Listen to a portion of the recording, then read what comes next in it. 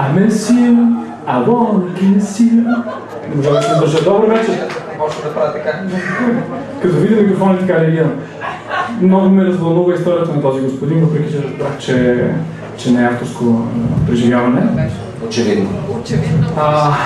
Но ме кара да се замислиш, ще се чувствам доста по-неловко, разказвайки моята история, която пък е автентична.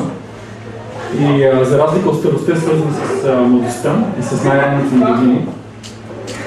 Аз съм роден през 79-та година, тогава, когато България беше част от съветската система в Первата световна война. И като повечето деца, аз нямах достъп до информацията, до която съвременните хора имат достъп. И тези най-ранни детски вълнуващи въпроси, свързани с анатомията на женското тяло, бяха много трудни за отговаряне и за разбиране. И въпреки, че за разлика от децата на...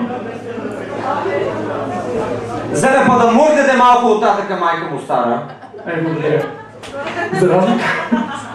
За разлика от децата на така по-тайско-чубанско-партизанските семейства, които научаваха за анатомията на противоположния пол, само препрочитайки мъжът и жената интимно, където графиките бяха изключително неясни и много объркващи, само задълбочаващи проблема на детската душа.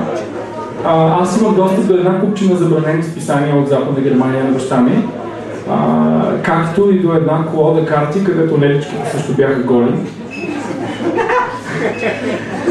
Моята история е за страха от трите дупки.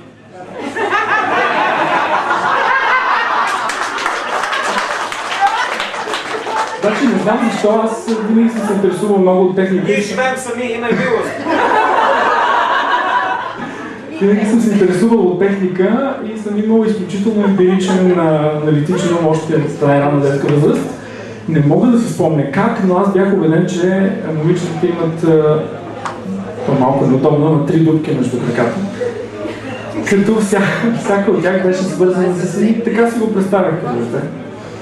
И всяка от тях беше свързана с едно от трите най-важни неща, които жените правят там.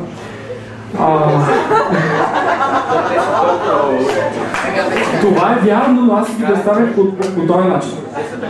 Да, аз си ги представях по... Ще го нарисувам след това.